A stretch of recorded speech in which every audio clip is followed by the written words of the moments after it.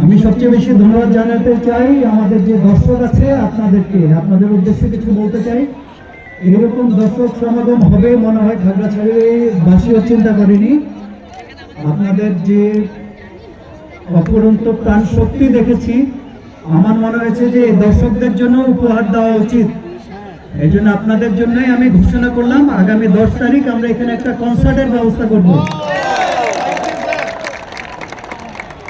এটা হয়তো বা এটিএন বাংলা সরাসরি সম্প্রচার করবে এবং আমরা ন্যাশনাল পর্যায়ে একজন গায়িকা নিয়ে আসছি। আর বাকি হলো আমাদের এখানে সংস্কৃতিতে খাগড়াছড়ি অথবা পার্বত্য যেটাগুলো এত উন্নত, বাকি সব শিল্পী আমরা লোকালি সংগ্রহ করব।